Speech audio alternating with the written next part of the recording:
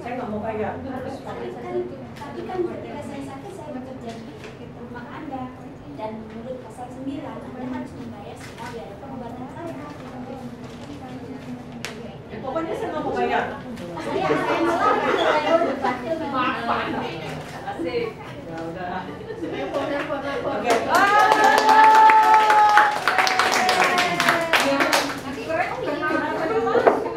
Jadi gitu loh, ya.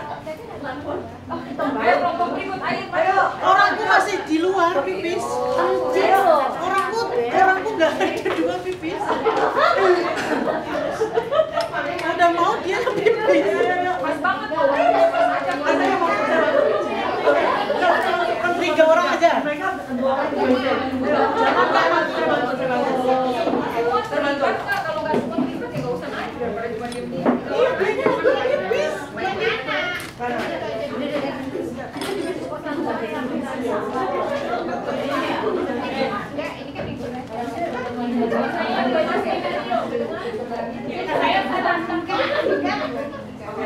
Baca skenario nggak usah semua, singkat-singkat aja. Atau saya yang baca skenario.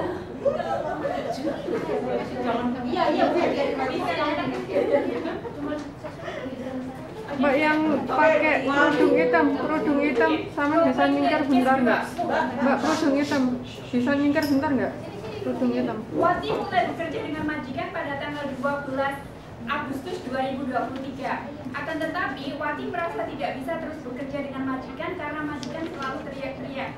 Hal ini membuat Wati tidak bahagia dan memutuskan untuk keluar dari pekerjaannya. Wati kemudian menulis surat pengunduran diri dengan menuliskan alasan pemutusan kontrak adalah karena adanya tindakan pelecehan secara lisan dari majikan.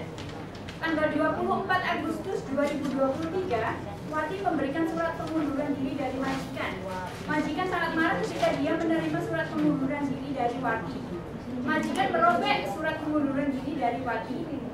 Majikan sangat marah karena dia telah membayar biaya yang sangat besar ke agensi untuk mengambil Wati bekerja dengan mereka selama 2 tahun. Majikan meminta Wati untuk berpikir ulang kalau mau mengundurkan diri karena majikan akan meminta Wati mengganti biaya agensi kepada majikan. Dan jika Wati tetap mau mengundurkan diri dari majikan, maka Wati harus merubah alasan pemutusan kontrak kerja oleh karena alasan pribadi pekerja. Di dalam hati Wati, dia benar-benar mau mengundurkan diri. Akan tetapi karena majikan menyuruh Wati untuk mempertimbangkan lagi dan juga marah pada saat itu. Oleh karena itu, Wati tidak melanjutkan percakapan dengan majikan pada hari itu.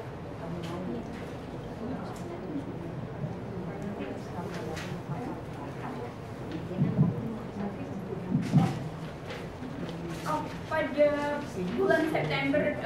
bulan September 2020, pada tanggal 24 September 2023, Wati memberikan surat 1 bulan pemberitahuan pengunduran diri kepada majikan. Majikan mengatakan bahwa Wati untuk membayar 1 bulan gaji ganti pemberitahuan kepada majikan. Bagaimana cara Anda meminta majikan untuk meminta hak-hak Anda? 2. Pasal mana dari kontrak kerja yang akan Anda sampaikan kepada majikan untuk menjelaskan tentang hak-hak Anda?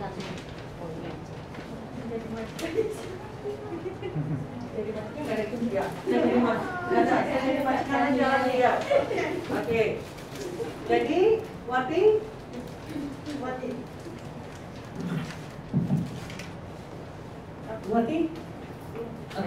boleh dipakai. Yang baju hijau ketutupan nggak kelihatan aku. Ya. Kerudung hijau. Kamu ngapain? Mau minta uang dari saya? Kamu ada kasih saya notis, kan? Kamu ada kasih saya notis? Kapan? Waktu tanggal 24. Saya nggak melihatnya. Mana buktinya? Mana suratnya? Saya robek. Kamu mimpi kali saya mana ada robek. Karena itu saya hari ini mau keluar. Kalau mau keluar silakan. Tapi kamu ganti saya 1 bulan gaji. Saya nggak mau kasih kamu tiket. Saya di sini bisa langsung dengan kita pada nyonya. Kenapa? Karena di sini ada pelecehan perbuatan saya. Maksudnya kamu? Di sini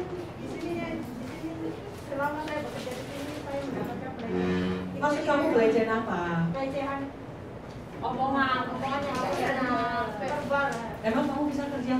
Bisa dong. Saya, kan memang kamu sendiri nggak bisa kerja, kamu malas, kamu ini. Itu menurut Zaida ya. Kalau menurut saya udah masih yang terbaik soal masalah pekerjaan. Itu. Ya pokoknya saya nggak mau ganti, saya akan nuntut kamu ke labor. Kamu nggak bisa memberikan buktinya. Mana buktinya kalau kamu kasih ke saya? Kontrak 11 pasal 11 itu tidak harus Oh jadi sekarang kamu mau mengaku kamu tidak kasih saya notis?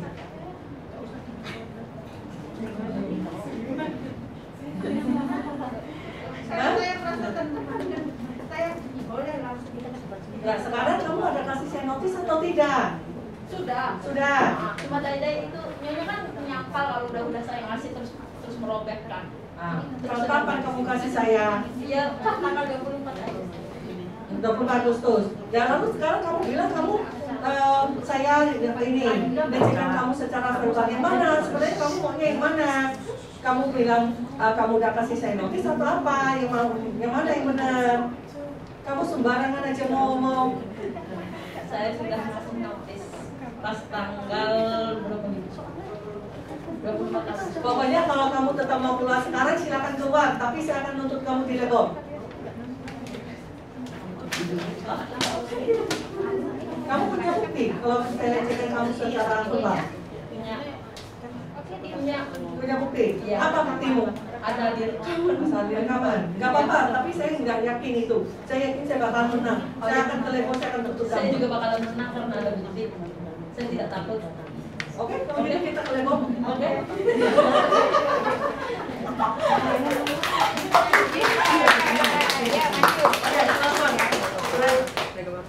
Kita maju lah.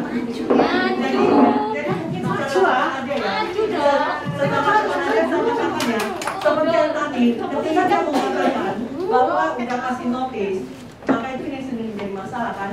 Karena tidak ada buktinya. Karena itu masih jadi pemilu ini harus ada bukti lain kali. Fotokopi suratnya selesai. Ya, oke, ayo maju.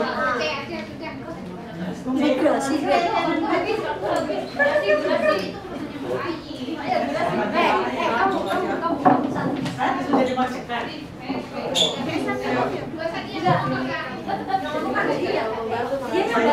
Saya baca itu. Saya baca itu ya.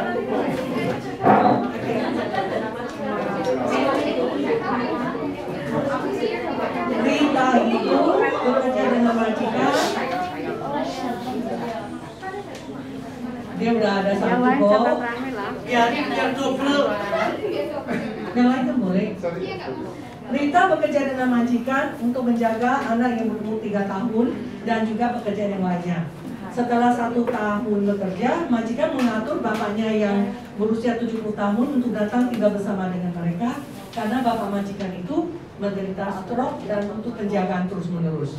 Walaupun majikan adalah orang yang menjaga kebutuhan bapaknya majikan, akan tetapi ada kalanya Rita juga membantu majikan untuk menjaga kebutuhan bapaknya majikan. Setelah 1 bulan, Rita merasa capek karena beban kerjanya bertambah. Rita merasa tidak adil karena beban kerjanya bertambah, tapi dia gajinya tetap sama, tidak naik. Jadi, bagaimana caranya supaya Rita bisa mendiskusikan permasalahan ini dengan majikan?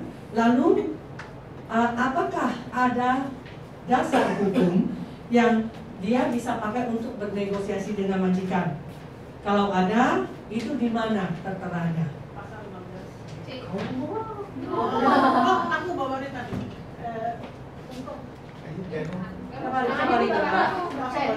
Rita siapa? Melebar saja biar terlihat. Aku akan datang membawa bapak saya untuk kamu jaga.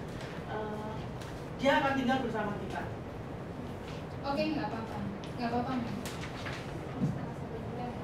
Mem, saya rasa saya capek sekali loh, karena setelah Bapak Mem ada di sini, pekerjaan saya tambah, jam istirahat saya kurang, dan saya masih mengerjakan pekerjaan lain. Kayaknya saya kurang setuju loh Mem, kalau begitu. Tapi kan ini sudah menjadi tanggung jawab kamu. Kamu adalah pembantu saya berhak membawa orang masuk ke dalam rumah saya. Tidak bisa Mem, karena dari awal yang tertera di kontrak kerja, hukum tidak tertera di kontrak kerja, jadi saya tidak mau menjaga dia. Buat apa? Saya boleh menolak loh. Kalau kamu boleh menolak, kan aku bisa mengintervensi kamu dan bisa memblacklist kamu loh ke imigrasi. Tidak gampang membaiki saya karena saya tidak melakukan kriminal. Terus kalau misalkan saya menolak karena adanya hukum di rumah ini tidak tertera di kontrak kerja, saya boleh menolak. Secara tidak saya bisa melaporkan MEM loh. Tapi dalam pasal di dalam kontrak kerja saya sebagai majikan kamu, saya bisa menambahkan kongkong ke dalam kontrak kerja di pasal 15. Apakah kamu setuju? Kalau misalkan MEM menambahkan kongkong di kontrak kerja kita, tidak masalah, tidak ada masalah. Oke, kalau tidak masalah, saya akan mengajukan ke imigrasi untuk menambahkan kongkong ke dalam job kamu. Boleh. Tetapi saya butuh gaji lebih loh, karena pekerjaan saya juga lebih. Kamu ini kerja nggak becus, minta gaji bersih, bisa minta gaji besar. Kamu sudah tak kasih makan, kamu sudah tak kasih tempat tidur, sudah tak kasih libur. Kok masih minta gaji lebih? Ya iyalah, sekarang pekerjaan saya aja nambah. Harusnya jam 9 saya sudah istirahat, sekarang sampai jam 11. Karena kongkong malam bangun juga masih manggil saya masih membantu dia untuk yang lain.